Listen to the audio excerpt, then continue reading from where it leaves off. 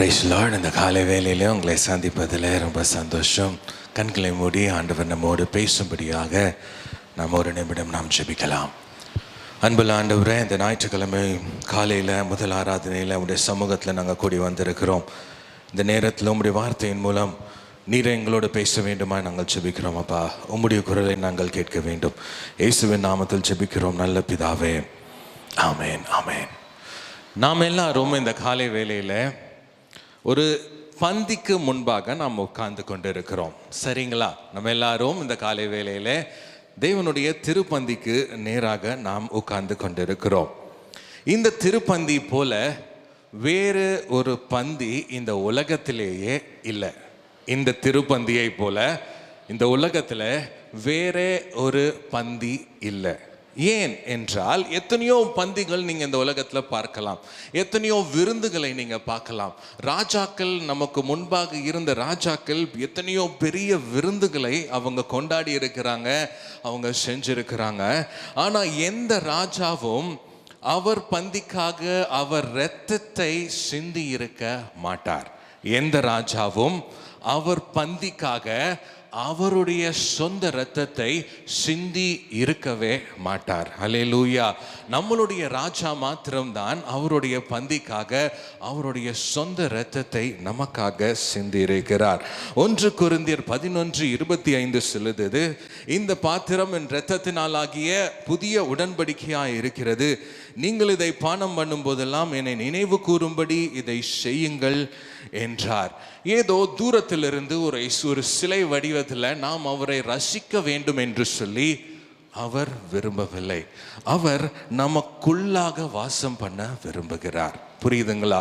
ஏதோ தூரத்திலிருந்து ஆண்டவரே நீங்கள் இவ்வளோ அழகாக இருக்கீங்கன்னு ரசிப்பதற்கு அவர் விரும்புவதை விட நமக்கு உள்ளாக வாசம் பண்ணும்படியாக அவர் நமக்கு முன்பாக இந்த திருப்பந்தியை அவர் ஆயத்தம் பண்ணி வைத்திருக்கிறார். ஹல்லேலூயா.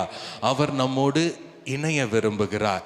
உங்களோடும் என்னோடும் அவர் ஒரு ரிலேஷன்ஷிப்பில், ஒரு உறவிலே இணையும்படியாக, உங்களோடு சேர்ந்து அவர் செயல்படும்படியாக இந்த திருப்பந்தியை அவர் ஆயத்தம் பண்ணி வைத்திருக்கிறார். ஹல்லேலூயா. இந்த காலை வேளையிலே ஒரு பழைய ஏற்பாட்டில் இருந்து ஒரு பந்தியை உங்களுக்கு முன்பாக காண்பிக்க நான் விரும்புகிறேன். இயேசு ராஜாவின் இந்த விலையேற பெற்ற இந்த பந்திக்கு ஒரு நிழலாட்டமாக இருக்கிறது. புரியுதுங்களா? இந்த பந்தி மிகவும், நான் காட்டப்போகிற பந்தியை விட இந்த திருப்பந்தி விலையேற பெற்ற பந்தி. ஆனால் நான் காட்டப்போகிற இந்த பழைய ஏற்பாட்டில் இருக்கிற இந்த ஒரு பந்தி என்பது இந்த திருப்பந்தியின் ஒரு ஷேடோவாக இருக்கிறது. புரியுதுங்களா? ஒரு நிழலாட்டமாக இருக்கிறது. அந்த பந்தி இந்த திருப்பந்திக்கு ஈடு இல்லை, ஆனால் ஒரு நிழலாட்டமாக இருக்கிறது. புரியுதுங்களா? இயேசு ராஜாவுக்கு முன்பாக ஆண்டவராகிய இயேசு இந்த உலகத்தில் வாழ்ந்து அவர்களுடைய சீடர்களுக்கு கூட சேர்ந்து ராபோஜனம் பண்ணுவதற்கு 1000 ஆண்டுகளுக்கு முன்பு இந்த சம்பவம் ஒரு ராஜ மாளிகையிலே எருசலேமிலே நடக்கிறது. அந்த ஒரு குறிப்பிட்ட காரியத்தை தான் நாம் இன்றைக்கு பார்க்க போகிறோம். நம்ம இந்த காரியத்தை பார்க்கும் பொழுது அந்த காரியத்தின் காரியங்களை நீங்கள் இமேஜின் பண்ணி பார்க்க வேண்டும் என்று நான் விரும்புகிறேன். நன்றாக யோசித்து அந்த இடத்திற்கு, அந்த எருசலேம் ராஜ மாளிகைக்குள்ளேயே நீங்கள் போய் யோசிக்க வேண்டும் என்று நான் விரும்புகிறேன். அல்லேலூயா. இது கர்த்தருடைய பந்தியை நாம் அதிகமாக புரிந்து கொள்வதற்கு நமக்கு உதவும். கர்த்தருடைய திருப்பந்தியின் முக்கியத்துவத்தை புரிந்து கொள்வதற்காக இந்த ஒரு பழைய ஏற்பாட்டு சம்பவம் நமக்கு ரொம்பவும் உதவும். பாருங்க, 2 சாமுவேல் புத்தகம் 9ஆம் அதிகாரம் முழுவதுமாய் நாம் வாசிக்க போகிறோம். 2 சாமுவேல் 9ஆம் அதிகாரம் முழுவதுமாய் நாம் வாசிக்க போகிறோம். இங்கே பார்க்கிற ஒரு பந்தி தாவீது ஏற்பாடு செய்திருக்கிற ஒரு பந்தி. அங்கே தகுதி இல்லாத ஒரு நபரை தாவீது கூட்டிக் கொண்டு வருகிறார். தகுதி இல்லாத ஒரு நபரை தாவீது கூட்டிக் கொண்டு வந்து தாவீதின் ராஜ மேஜையிலே உட்கார வைத்து அங்கே அவர் போஜனம் கொடுக்கிறார். அதை தான் நாம் இன்றைக்கு பார்க்க போகிறோம். 2 சாமுவேல் 9ஆம் அதிகாரம் முழுவதுமாய் நாம் வாசிக்க போகிறோம். யோனத்தான் நிமித்தம் என்னால் தயவு பெறத்தக்கவன் எவனாவது சவுலின் வீட்டாரில் இன்னும் மீதியாயிருக்கிறவன் உண்டா என்று தாவீது கேட்டான். ஆமென். நான் அவங்க வாசிக்க நான் உங்களுக்கு கொஞ்சம் கொஞ்சமாக எக்ஸ்பிளைன் பண்ணணும் அப்படின்னு நினைக்கிறேன். இங்கே முதலாவது வசனத்தில் பார்த்தீங்க அப்படின்னா, தாவீது அந்த காலத்தில் அவர் தான் ராஜாவாக இருக்கிறார். எல்லா இஸ்ரவேலர்களுக்கும், சமஸ்த இஸ்ரவேலுக்கும் யார் ராஜாவாக இருக்கிறார்? தாவீது ராஜாவாக இருக்கிறார். தாவீதுக்கு முன்பாக யார் ராஜாவாக இருந்தது? சவுல் ராஜாவாக இருந்தார். சவுலுடைய மகன் ஒருவர் இருந்தார். அவருடைய பெயர் யோனத்தான். யோனத்தானுக்கும் மகன் ஒருவர் இருந்தார். அவருடைய பெயர் மேபிபோசேத். அந்த மேபிபோசேத்தை பற்றியது தான் இந்த முழு அதிகாரமும். இங்கே இப்போ தாவீது ஒரு சமாதானமான ஒரு நிலையில் இருக்கார். அதாவது அவர் சுற்றி இருக்க தேசங்கள் கூட எல்லாம் போர் செய்து எல்லாவற்றிலும் ஆண்டவர் வெற்றியை கொடுத்து இப்போ தாவீது ஒரு சமாதானமான ஒரு நிலையில் இருக்கார். அவருடைய ராஜ்ய அந்த சிங்காசனத்தில் உட்கார்ந்து ஒரு கேள்வி கேட்கிறார். அவருக்கு யோசனை வருகிறது. நம்மளுடைய நண்பன் ஒருவன் இருந்தான், அவன் பெயர் யோனத்தான். அந்த யோனத்தான் மரிப்பதற்கு முன்பாக தாவீதுக்கும் யோனத்தானுக்கும் ஒரு உடன்படிக்கை நடந்தது. என்ன உடன்படிக்கை என்றால், எனக்கு பின்வரும் சந்ததியை நான் பாதுகாத்துக் கொள்வேன். அதாவது யோனத்தானின் சந்ததியை தாவீது கொல்லக்கூடாது, பாதுகாக்க வேண்டும் என்று சொல்லி ஒரு ஒப்பந்தம், ஒரு உடன்படிக்கை அவர்களுக்குள்ளே காணப்பட்டது. ஏன் இந்த உடன்படிக்கை என்றால், அந்த காலத்தில் ஒரு ராஜா போயிட்டு அவர் குடும்பத்தை சாராத இன்னொரு ராஜா வரும்போது என்ன பண்ணுவாங்கன்னா, முந்தின ராஜா இருந்தாங்க இல்லையா, அவங்க குடும்பத்தில் இருக்க எல்லாத்தையுமே அழிச்சிடுவாங்க. ஏன் அப்படின்னா, அந்த முந்தின ராஜாவின் யாராவது ஒரு பேரை வந்து இந்த ராஜ்யத்தை பிடித்து கொள்ளக்கூடாது என்று சொல்லி முந்தின ராஜாவின் குடும்பத்தார் எல்லாவரையுமே அழித்து விடுவாங்க. அதுதான் அந்த காலத்துடைய பழக்கமாக இருந்தது. ஆனால் இதை செய்யக்கூடாது என்பதற்காகத்தான் ஒரு யோனத்தானும் தாவீதும் ஒரு உடன்படிக்கைக்குள்ள போயிருப்பாங்க. என்ன உடன்படிக்கை? என்னுடைய சந்ததியை கொன்றாத என்று சொல்லி ஒரு உடன்படிக்கைக்குள்ள யோனத்தானும் தாவீதும் வருகிறாங்க. அதைத்தான் இப்போ தாவீது யோசித்து பார்க்கிறார். 1வது வசனத்தில் திரும்பி நம்ம 1-2 வாசிக்கலாம். யோனத்தான் நிமித்தம் என்னால் தயவு பெறத்தக்கவன் எவனாவது சவுலின் வீட்டாரில் இன்னும் மீதியா இருக்கிறவன் உண்டா என்று தாவீது கேட்டான். அப்பொழுது சவுலின் வீட்டு வேலைக்காரனாகிய சீபா என்னும் பேருள்ளவனை தாவீதிடத்தில் அழைத்து வந்தார்கள். ராஜா அவனை பார்த்து, நீதானா சீபா என்று கேட்டான். அவன் பாருங்க, சவுல் பழைய ராஜா சவுலுடைய வீட்டில் வேலை செஞ்சு ஒரு வேலைக்காரனை கூட்டு வந்து கேட்க போறாங்க. என்ன கேட்க போறாங்க? இந்த மாதிரி சவுல் வீட்டில் யாராவது இன்னும் இருக்காங்களா என்று சொல்லி கேட்க போறாங்க. அடுத்த வசனம் வாசிக்கலாம். அப்பொழுது ராஜா, தேவனின் நிமித்தம் நான் சவுலின் குடும்பத்தாருக்கு தயவு செய்யும்படி அவர் வீட்டாரில் யாதொருவன் இன்னும் மீதியாய் இருக்கிறானா என்று கேட்டதற்கு சீபா ராஜாவை பார்த்து, இன்னும் யோனத்தானுக்கு 2 கால்களும் மூடமான ஒரு குமாரன் இருக்கிறான் என்றான்.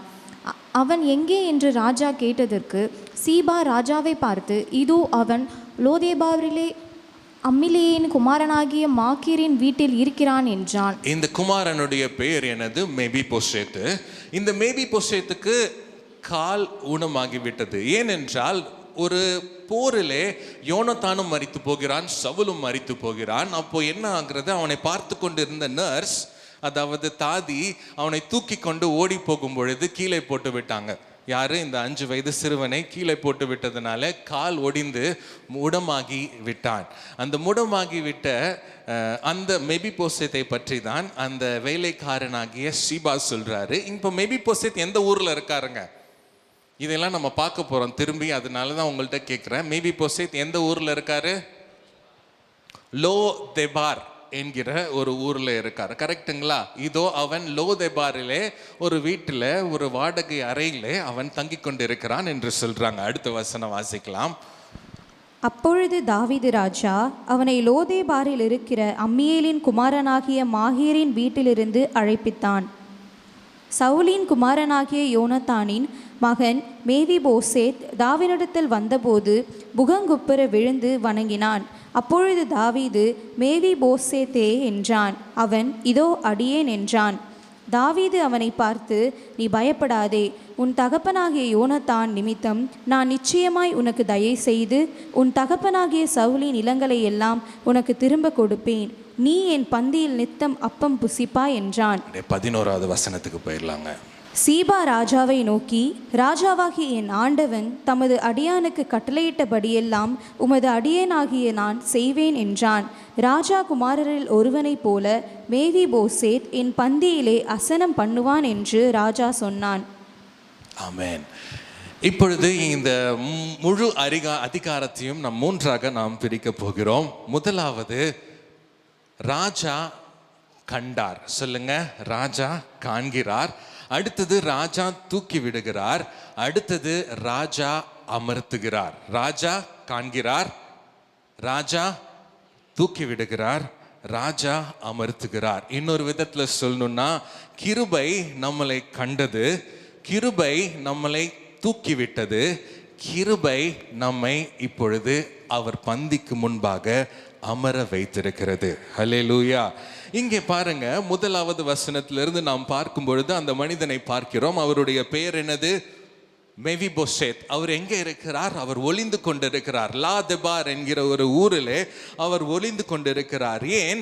ராஜா என்னை பார்த்தால் ஒருவேளை சவுலுடைய பேரன் என்று சொல்லி என்னை கொன்று விடுவார் என்று சொல்லி இந்த மெவிபோசேத் ஒளிந்து கொண்டிருக்கிறார். ஏனென்றால் அந்த காலத்தில் நான் சொன்னபடி அதுதான் பழக்கத்தில் இருந்தது.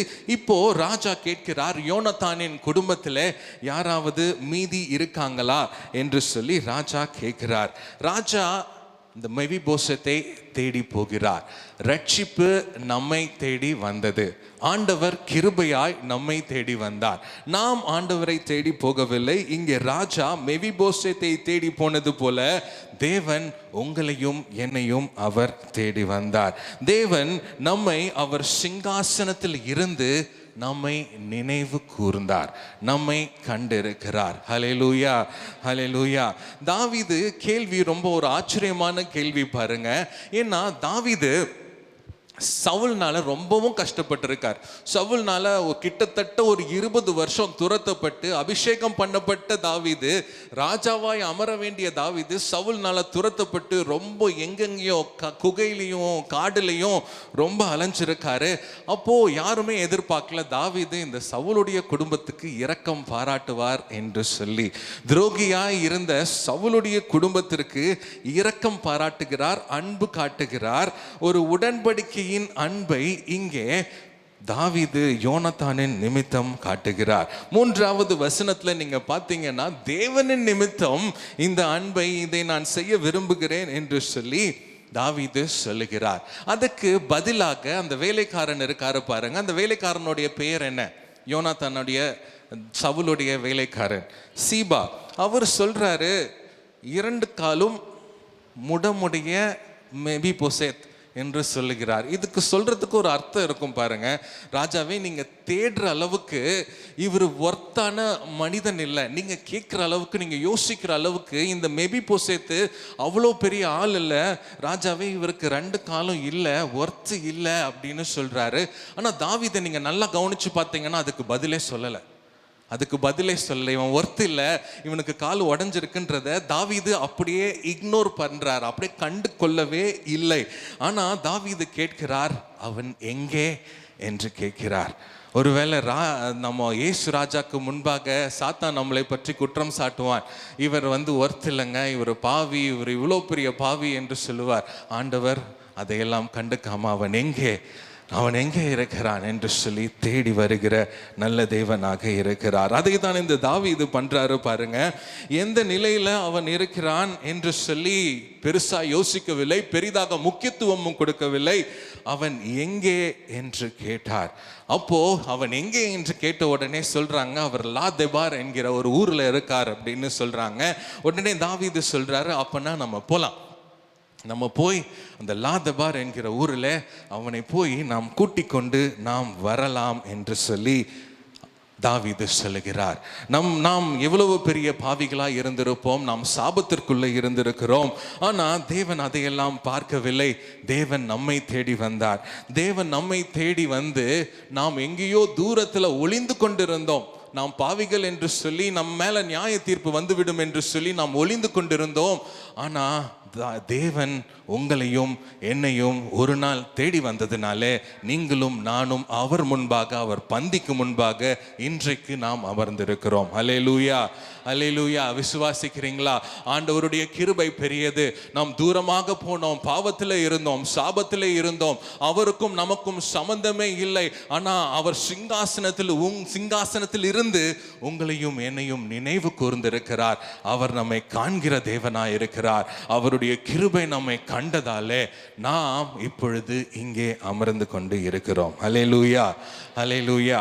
இரண்டாவது காரியம் என்னவென்றால், அவர் நம்மை காண்கிற தேவன் மாத்திரம் அல்ல, அவர் நம்மை காண்டு அப்படியே அந்த லா தெபாரிலே விட்டு விடுகிற தேவன் அல்ல. நம்மை காண்கிற தேவன், அவர் வந்து நம்மை தூக்கி விடுகிற தேவனாக இருக்கிறார். ஹல்லேலூயா.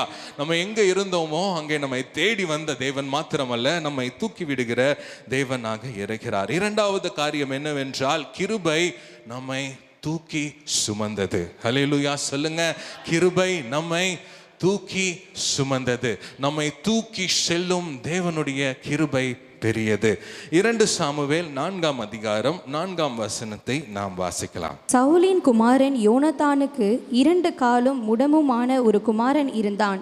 சவுலும் யோனத்தானும் மடிந்த செய்தி இஸ்ரேலிலிருந்து வருகிற போது அவன் 5 வயதுள்ளவனாயிருந்தான். அப்பொழுது அவனுடைய தாதி அவனை எடுத்துக்கொண்டு ஓடி போனாள். அவள் ஓடி போகிற அவசரத்தில் அவன் விழுந்து முடவனானான். அவனுக்கு மேவிபோசேத் என்று பேர். என்ன பாருங்க, என்ன சோகம் பாருங்க. ஒரு நாள் அவன் ராஜா வீட்டிலே அவன் உட்கார்ந்து கொண்டிருக்கிறான், ராஜாவுடைய பேரனாக இருக்கிறான். மறுநாளிலே அவன் துரத்தப்பட்டு ஓடி போக வேண்டிய சூழ்நிலை வருகிறது. அவனால் ஓட முடியாது, ஏனென்றால் அவனுக்கு வயது 5 தான். ஒரு நர்ஸ் அவனை தூக்கி கொண்டு போகிறாங்க. அப்போ அவனை கீழே போட்டு விடுறாங்க. அவன் கால் முடமாகி விடுகிறது. நேற்று அவன் ராஜகுமாரன், நேற்று அவன் ராஜா வீட்டில் பேரன், ரொம்ப செல்லமாக அமர்ந்து கொண்டிருந்தவன். இன்றைக்கு அவன் துரத்தப்பட்டு எங்கே போகிறதுனே தெரியாமல் அந்த நர்ஸு எங்கேயோ கூட்டிகிட்டு போகிற வழியில் கீழே போட்டு, அவனுடைய குற்றமே கிடையாது, அவன் செய்த தவறே கிடையாது, ஆனால் கால் ஊனமாகி விட்டது. இதுதான் மனிதனுடைய நிலை பாருங்க. மாதாம் இதை தான் செய்தார். ஆதாம் விழுந்து போனான். அந்த ஆதாம் விழுந்து போனதினாலே அனைத்து மனுக்குலமும் விழுந்தது. நீங்களும் நானும் பாவிகளானோம், நீங்களும் நானும் நடக்க முடியாதவர்களானோம். ஏனென்றால் ஆதாம் விழுந்து போனான். ஆதாம் விழுந்து போனதினாலே முழு மனுக்குலமும் விழுந்து போனது. முழு மனுக்குலமும் எழுந்து தேவனிடம் வராத நிலைக்கு ஆகிவிட்டது. அல்லேலூயா. அந்த நிலையில தான் நீங்களும் நானும் இருந்தோம். எழுந்து ஆண்டவர் அண்டை நடந்து வர முடியாத நிலை. ஏனென்றால் நாம் பாவத்திலே பிறந்திருக்கிறோம். அதையும் தாண்டி நாமும் பாவம் செய்திருக்கிறோம். நாம் முற்றிலுமாக நடக்க முடியாத நிலையிலே நாம் இருந்தோம். எப்படியோ ராஜா கிட்ட நடந்து போகணும்னு யோசிச்சாலும் நம்மனால நடந்து போக முடியாது. நம்ம எங்க இருந்தோம்? தூரத்தில் இருந்தோம். அந்த இடத்தின் பெயர், இந்த மெபிபோசேத்து இருந்த இடத்தின் பெயர் குறிப்பிடப்பட்டிருக்குங்க. என்ன இடம் இது? என்ன இடம்? 4வது 5வது வசனத்தில் இருக்கும் இல்லையா? மெபிபோசேத் எந்த ஊர்ல இருந்தாரு? லோ தெபார் என்கிற ஒரு இடத்துல இருந்தார். அந்த இடத்திற்கு என்ன அர்த்தம் என்றால், விளைச்சல் இல்லாத இடம். சொல்லுங்க, விளைச்சல் இல்லாத இடம். நோ பாஸ்டர், விளைச்சல் இல்லாத இடம். இன்னொரு விதத்தில் சொல்லணும்னா ஒன்றுமே இல்லாத இடம். அதுதான் லா தெபார், லோ தெபார் என்கிற ஒரு இடம். ஒரு ராஜகுமாரன் அரண்மனையில் இருந்தவர் இப்பொழுது ஒன்றுமே இல்லாத நிலையில, ஒன்றுமே இல்லாத ஒரு வீட்டில், ஒரு மூலையில், ஒரு வாடகை அறையில் அவர் இருந்து கொண்டிருக்கிறார். இப்பொழுது அங்கே பயந்து கொண்டு இருக்கிறார். ஏன்? ராஜா கண்டுபிடிச்சார்னா என்னை கொன்றுவார், ராஜா கண்டுபிடிச்சாருன்னா என்ன நியாயம் தீர்த்துருவார், என் மேலே ஜட்ஜ்மெண்ட் வந்துடும், என் நியாய தீர்ப்பு வந்துடும், ராஜா கண்டுபிடிச்சாருன்னா நான் தான் சவுலுடைய பேரன் என்று சொல்லி என்னை கொன்று விடுவார் என்று சொல்லி பயத்தினால நடுக்கத்தினால அவன் உள்ளே ஒரு மூலையில் முடக்கப்பட்டவனாய் அவன் கிடக்கிறான். அவனை தேடிதான் இந்த ராஜா போகிறாரு பாருங்க. ராஜா அவனை அழைத்து வரும்படி அவனுக்கு ஆள் அனுப்புகிறார்.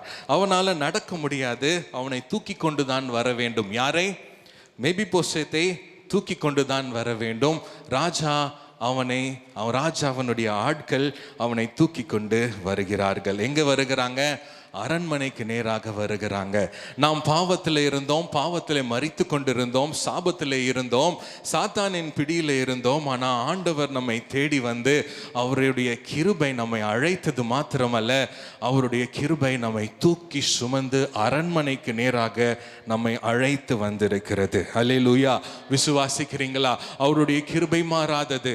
அவருடைய கிருபை உங்களை கண்டது மாத்திரமல்ல, நீங்க எங்க இருந்தீங்களோ, லோ தெபார் என்கிற இடத்துல இருந்திருந்தோம். லோ தெபார் ஒன்றுமே இல்லாத இடம், குறைவுகள் நிறைந்த இடமாக இருந்தது. ஒரு விளைச்சலும் இல்லை, ஒன்றுமில்லை என்று சொல்லுகிற இடத்திலிருந்து ஆண்டவர் நம்மை தூக்கி வந்து நம்மை நிறுத்தி இருக்கிறார். அல்லேலூயா! அவருடைய கிருபை எவ்வளவு பெரியது. ஆமென். தேவன் உங்களை அழைத்திருக்கிறார். ஒருவேளை நீங்க யோசிக்கலாம், நான் துரத்தப்பட்டு இருக்கிறேன், நான் தூரத்தில் இருக்கிறேன், நான் தேவனிடம் வருவதற்கு தகுதி இல்லை என்று சொல்லி இந்த மெபிபோசேத்தை போட பயந்து கொண்டு நீங்க ஒருவேளை இங்கே உட்கார்ந்து கொண்டு இருக்கலாம். ஆனால் ஆண்டவர் உங்களோட பேசி கொண்டிருக்கிறார். அவருடைய இரத்தம் உங்களை சுத்திகரிக்கும், அவருடைய இரத்தம் உங்களை தகுதியுள்ளவனாய் மாற்றும். அவருடைய கிருபை உங்களை அழைக்கிறது. அவர் கிட்ட வருவதற்கு எதுவும் உங்களுக்கு தடையில்லை. இப்பொழுது மெபிபோசேத்தை தூக்கி கொண்டு ராஜாவின் அரண்மனைக்கு தாவீதுடைய ஆட்கள் கூட்டிக் கொண்டு வருகிறாங்க. ஹல்லேலூயா! இப்போ 3வது பாயிண்ட்டுக்கு நம்ம போயிட்டோம். 2 பாயிண்ட் பார்த்தோம். என்ன பாயிண்ட் சொல்லுங்க? ராஜா கண்டார், அடுத்தது ராஜா தூக்கி விட்டார், 3வது இப்போ ராஜா ஒரு இடத்துல அவனை தூக்கி கொண்டு வந்து அமர்த்த போகிறார். நம் தேவன் நம்மை காண்கிற தேவனாயிருக்கிறார்.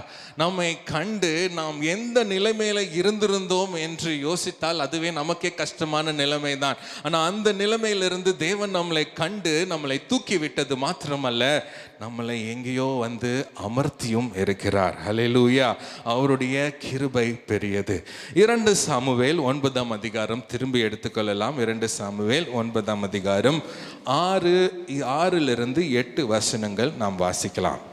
சவுலின் குமாரனாகிய யோனத்தானின் மகன் மேவிபோசேத் தாவீதினிடத்தில் வந்தபோது முகங்குப்புற விழுந்து வணங்கினான். அப்பொழுது தாவீது, மேவிபோசேத்தே என்றான்.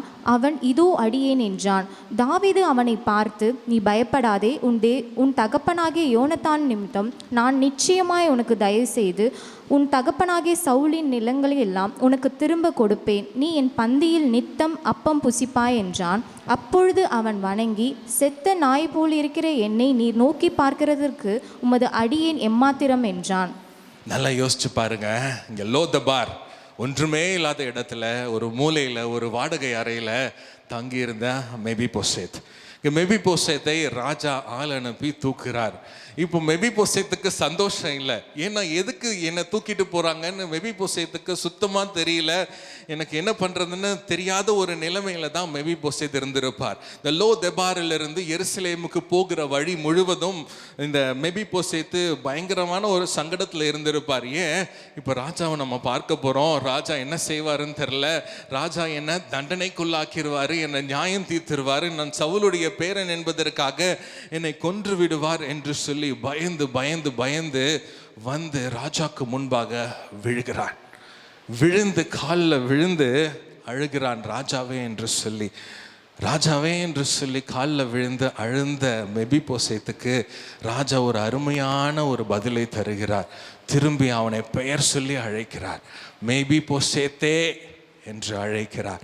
அப்பதான் அவருக்கு ஜீவனே வந்திருக்கும். அந்த மெபிபோசேத்துக்கு, ஐயோ, என்னை பெயர் சொல்லி அழைக்கிற ஒரு ராஜா இருக்கிறார், என்னை அறிந்தவர் ஒரு ராஜா இருக்கிறார், என்னை அவர் கொல்லுவதற்காக இங்கே கொண்டு வரவில்லை, எனக்கு ஏதோ ஒரு நன்மையை செய்வதற்காக என்னை இங்கே கொண்டு வந்திருக்கிறார் என்று சொல்லி இந்த மெபிபோசேத்திற்கு அப்போதான் தெரிந்திருக்கும், நம்மை பெயர் சொல்லி அழைக்கிற தேவனை நாம் ஆராதித்து கொண்டு இருக்கிறோம்.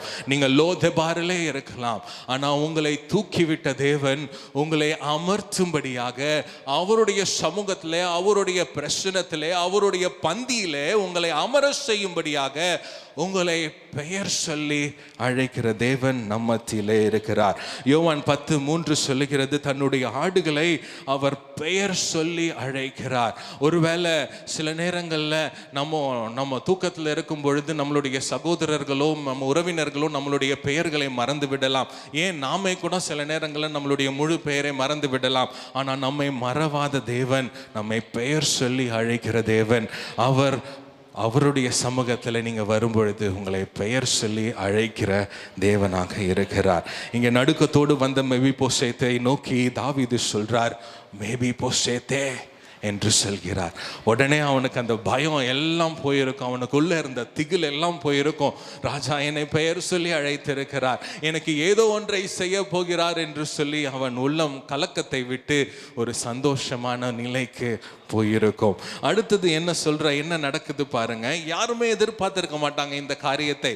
சவுலுடைய வீட்டாருக்கு தாவீது இந்த ஒரு கிருபை பாராட்டுவார், இந்த ஒரு தயை பாராட்டுவார் என்று சொல்லி யாருமே யோசிச்சிருக்க மாட்டாங்க. யாருமே தாவீதுடைய வாயிலிருந்து பயப்படாதே என்ற வார்த்தையை மெபிபோசேத்தும் எதிர்பார்த்திருக்க மாட்டாரு. இல்லை வேற யாராவது அவங்க தாவீதுக்கு அரண்மனையில் வேலை செய்கிறவங்க யாருமே எதிர்பார்க்காத ஒரு வார்த்தை. என்ன வார்த்தை?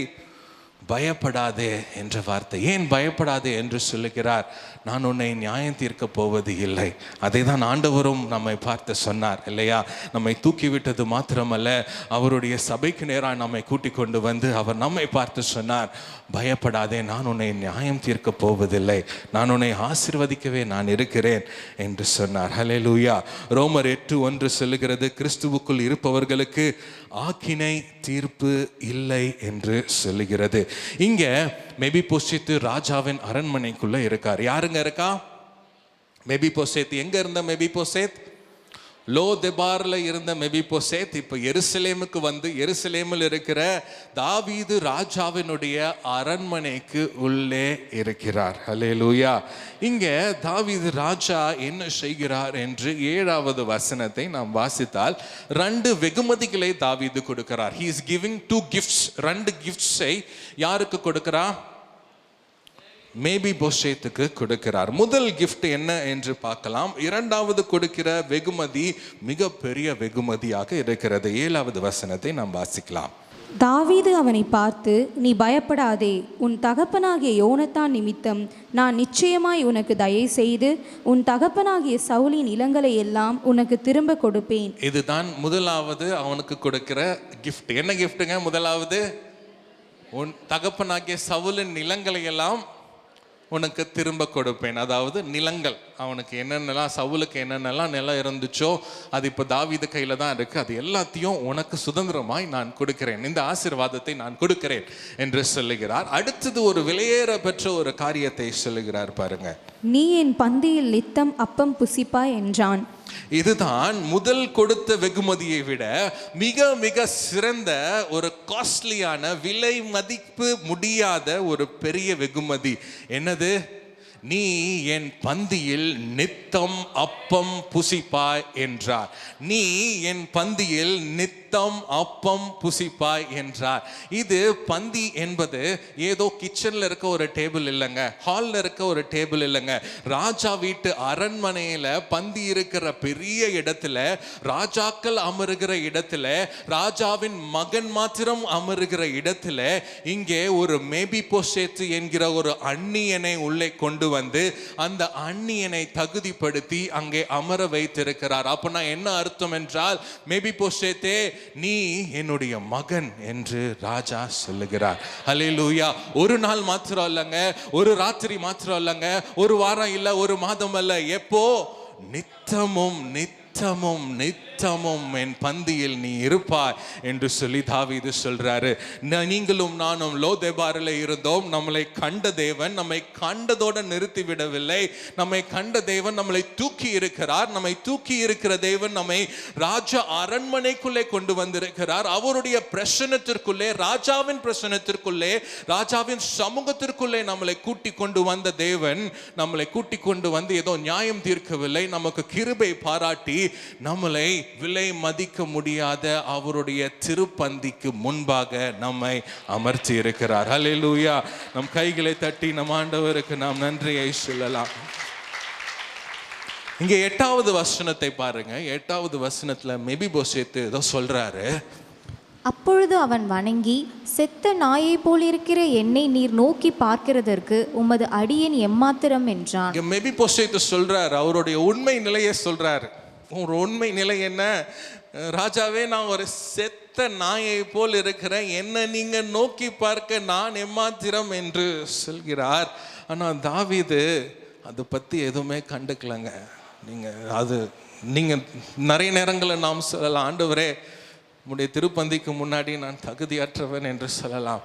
ஆனால் ஆண்டவருடைய இரத்தம் நம்மை தகுதிப்படுத்துகிறது. தாவீது இங்கே பெருசாக அதை பற்றி கண்டு கொள்ளவே இல்லை. ஆனால் தாவீது திரும்பி திரும்பி எதை பேசுகிறார் என்றால், பந்தியில் நீ நித்தம் உட்கார வேண்டும் என்று சொல்லி இந்த அதிகாரத்தில் 4 முறை பேசுகிறார் தாவீது. பந்தியில் நீ நித்தமும் உட்கார வேண்டும், நீ என்னுடைய மகனை போல இருக்கிறார், நீ என்னுடைய மகனாக நான் உன்னை அடாப்ட் பண்ணி இருக்கிறேன், உன்னை நான் தத்தெடுத்து இருக்கிறேன், நீ என் மகனை போல தைரியமாக என்னுடைய மேஜையில் என்னுடைய பந்தியில் நித்தம் நீ அமர வேண்டும் என்று சொல்லி தாவீது சொல்லுகிறார். நம்மையும் தேவன் அதற்காக தான் அழைத்திருக்கிறார். மகனாக மகளாக தெரிந்து கொள்ளப்பட்ட நீங்களும் நானும் நித்தமும் அவருடைய பந்தியிலே பங்குபடும்படியாக நம்மை அழைக்கிறார். எப்பப்பெல்லாம் வாய்ப்பு கிடைக்கிறதோ, வெள்ளிக்கிழமை தோறும் நம்முடைய சபையில திராபோஜனம் இருக்கிறது, தேவனுடைய திருப்பந்தி இருக்கிறது, எப்பப்பெல்லாம் வாய்ப்பு கிடைக்கிறதோ நித்தமும் அவருடைய பந்தியில நாம் பங்கு பெறும்படியாக நம்மை தேவன் அழைக்கிறார். நாம் தகுதி இல்லாதவர்கள் தான். லாதெபாரிலே குற்று ஒன்றுமே இல்லாத இடத்திலே நாம் தூரத்திலே ஒரு வாடகை அறையிலே நாம் ஒளிந்து கொண்டு இருந்தோம். ஆனால் அவருடைய கிருபை நம்மை கண்டது, அவருடைய கிருபை நம்மை தூக்கிவிட்டது. அவருடைய கிருபை நம்மை அவருடைய திருப்பந்திக்கு முன்பாக இன்று நம்மை அமர்த்தி வைத்திருக்கிறது. ஹல்லேலூயா. 2 சாமுவேல் 9ஆம் அதிகாரம் 11வது வசனத்தை நாம் வாசிக்கலாம். சீபா ராஜாவை நோக்கி, ராஜாவாகிய என் ஆண்டவன் தமது அடியானுக்கு கட்டளையிட்டபடியெல்லாம் உமது அடியானாகிய நான் செய்வேன் என்றான். ராஜகுமாரரில் ஒருவனைப் போல மேவிபோசேத் என் பந்தியில் அசனம் பண்ணுவான் என்று ராஜா சொன்னான். ஹல்லேலூயா. தாவீது ஒருவேளை எப்படி செஞ்சிருக்கலாம், மெபிபோசேத்தை பார்த்ததுக்கப்புறம், நீ லோதெபாரில் இருக்கியாப்பா, அங்கே இரு, நான் என்ன பண்ணுறேன், மாதம் மாதம் உனக்கு தேவையான எல்லா ஐட்டம்ஸும், நம்ம கடையில் போய் வாங்குறோம் இல்லையா, எல்லா கிராசரி ஐட்டம்ஸும் உனக்கு ஒரு மூட்டையில் இறங்கிடும், நீ என்ன பண்ண, நீ அங்கேயே இரு அப்படின்னு சொல்லி இருக்கலாம். ஆனால் என்ன சொல்கிறாரு பாருங்க, ராஜகுமாரரின் ஒருவனை போல மேவிபோசேத் என் பந்தியிலே ஆசனம் பண்ணுவான் என்று ராஜா சொன்னார். ராஜா சொன்னது தான் ராஜா கட்டளையிட்டு இருக்கிறார். எங்கேயோ இருந்த மெபிபோசேத்தை கூட்டிக் கொண்டு வந்து நித்தமும் என் பந்தியிலே அவன் போஜனம் பண்ணுவான் என்று ராஜா சொல்லி இருக்கிறார். ஒரு ராஜகுமாரனை போல எங்கேயோ வாழ்ந்து கொண்டிருந்த உங்களையும் என்னையும் ஒரு ராஜகுமாரனாக குமாரத்தியாக இருக்கும்படியாக நம்மை அழைத்திருக்கிறார். மகனாக மகளாக தூரத்தில் இருந்த நாம் பாவத்தில் சாபத்தில் சிக்கி தவித்து கொண்டிருந்த உங்களையும் என்னையும் அவர் பெயர் சொல்லி அழைத்தது மாத்திரமல்ல, அவர் பார்த்தது மாத்திரமல்ல, அவர் தூக்கிவிட்டது மாத்திரமல்ல, அவர் அவருடைய பிரசன்னத்திலே திருப்பந்தியிலே ஒரு ராஜகுமாரனாக இன்று அமர்த்தி வைத்திருக்கிறார். ஹல்லேலூயா. இது யாரும் எதிர்பார்த்திருக்க மாட்டாங்க. அந்த ராஜா வீட்டில் யாருமே யோசிச்சிருக்க மாட்டாங்க. தாவீது ராஜா வீட்டில் வேலை செய்கிறவங்க யாரும் யோசிச்சிருக்க மாட்டாங்க. இவரை கூட்டிட்டு வந்து எங்கேயாவது உட்கார வைப்பாரு, மூளையா உட்கார வைப்பாரு, இல்லை பின்னாடி ஒரு வீட்டில் ஒரு ரூம் கொடுத்து உட்கார வைப்பாரு, இல்லை கிச்சனில் வேலை செய்ய வைப்பாரு அப்படின்னு யோசிச்சிருப்பாங்க. ஆனால் இல்லை இல்லை இல்லை, ராஜாவின் பந்தியில் ராஜாவின் மகன்கள் அப்சலோமும் சாலமோனும் உட்கார்ற அதே பந்தியில் மேபிபோசேத்தும் உட்காரும்படியாக தாவீது செய்தார். ஹல்லேலூயா, ஹல்லேலூயா. நாம் அவருடைய வீட்டிலே இருக்கிறோம், நாம் தேவனுடைய வீட்டிலே இருக்கிறோம், நாம் இயேசு ராஜாவின் வீட்டிலே இருக்கிறோம். ஹல்லேலூயா. கலாத்தியர் 4ஆம் அதிகாரம் 6ஆம் வசனத்தை நாம் வாசிக்கலாம். மேலும் நீங்கள் புத்திரராய் இருக்கிறபடியினால் அப்பா பிதாவே என்று கூப்பிடத்தக்கதாக தேவன் தமது குமாரனுடைய ஆவியை உங்கள் இருதயங்களில் அனுப்பினார். நாம் அவருடைய மகனாய் இருப்பதினாலே, நாம் அவருடைய மகளாய் இருப்பதினாலே அவருடைய குமாரனின் ஆவியை நமக்குள்ளே வைத்திருக்கிறார். அவருடைய குமாரனின் பரிசுத்த ஆவியை உங்களுக்கும் எனக்கும் தந்து, அந்த குமாரனின் பரிசுத்த ஆவியானவர் உங்களுக்குள்ளும் எனக்குள்ளும் இருக்கிறதுனால அப்பா பிதாவே என்று அழைக்கிற ஒரு ஸ்தானத்தை ஆண்டவர் நமக்கு கொடுத்திருக்கிறார். இந்த அதிகாரத்தில் நான் சொன்ன மாதிரி 4 முறை வருகிறது. ராஜாவின் பந்தியில் அமரும்படியாக, ராஜாவின் பந்தியில் அமர்ந்து தித்தமும் சாப்பிடும்படியாக ஒரு அழைப்பு கொடுக்கப்பட்டிருக்கிறது. அதே அழைப்பு தான் இன்றைக்கு உங்களுக்கும் எனக்கும் கொடுக்கப்பட்டிருக்கிறது. லோ தெபாரில் இருந்த நமக்கு, ஒன்றுமில்லாத நிலையில் இருந்த நமக்கு ஒரு நிரந்தர இடம். எங்க நிரந்தர இடம்? எங்கேயோ பின்னாடி இல்லைங்க, ராஜாவின் சமூகத்தில் ஒரு நிரந்தர இடம், அவருடைய பந்தியில ஒரு நிரந்தர இடம். ஹல்லேலூயா, ஹல்லேலூயா, ஹல்லேலூயா. நாம் இன்று காலையில அவருடைய திருப்பந்தியில பங்கு பெற போகிறோம். இந்த திருப்பந்தி மிகவும் விலை உயர்ந்த ஒரு பந்தி. இந்த திருப்பந்தி வேற ஒரு பந்திக்கு ஈடாக முடியாது. இந்த திருப்பந்தி ராஜா, எந்த ஒரு ராஜா, இதுவரைக்கும் உலகத்தில் எத்தனையோ ராஜாக்கள் இருப்பாங்க, அந்த ராஜாக்களின் பந்திக்கு இது ஈடாகாது. இது விலை உயர்ந்த ஒரு பந்தி. ஏனென்றால் அவருடைய சொந்த இரத்தத்தை சிந்தி உங்களையும் என்னையும் இயேசு ராஜா மீட்டிருக்கிறார். அதனால இது மிகவும் மிகவும் விலை உயர்ந்தது. முடமாக கிடந்த நாம், பாவத்திலே மூழ்கி இருந்த நாம் அமர வேண்டியது வேற எங்கேயோ, ஆனா நம்மை தூக்கி கொண்டு வந்து இந்த பரலோக இடத்தை, இந்த மகிமையான இடத்தை அவர் நமக்கு கொடுத்திருக்கிறார். அவர் நம்மை தேடி அவருடைய இடத்தை பரலோகத்தில் இருந்து 2000 ஆண்டுகளுக்கு முன்பாக பரலோகத்தில் இருந்து அவருடைய இடத்தை இழந்து அவர் கீழே மனிதனாக வந்து அவர் மகிமையை துறந்து நம்மளுக்காக அடிகளை பட்டு அசட்டை பண்ணப்பட்டார், ஒடுக்கப்பட்டார். அவர் நம்மளுக்காக காயப்பட்டு நம்மை நினைவு கூர்ந்தார்.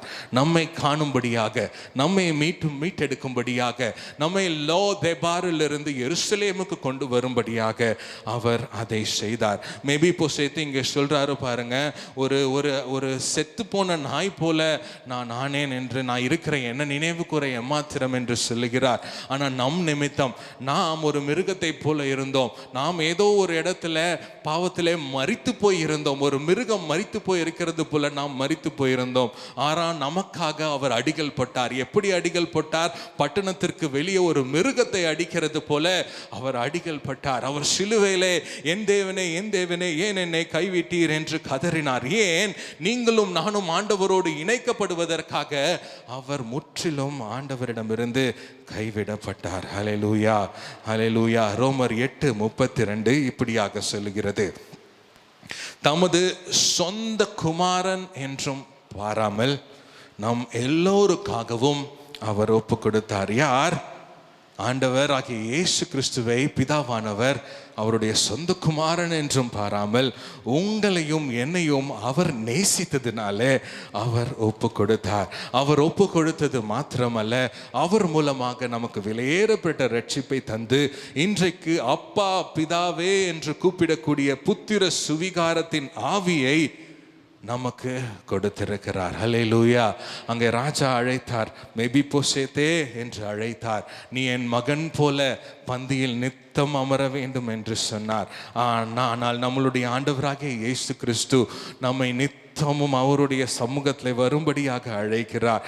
நம்மை அவர் மகனாக மகளாக அவர் தெரிந்தெடுத்திருக்கிறார். ஒரு ராஜாவின் பந்தியில, ஒரு விலையேற பெற்ற பந்தியில உட்காரும்படியாக, நாம் போஜனம் பண்ணும்படியாக அவர் நம்மை பெயர் சொல்லி அழைத்திருக்கிறார். ஹல்லேலூயா.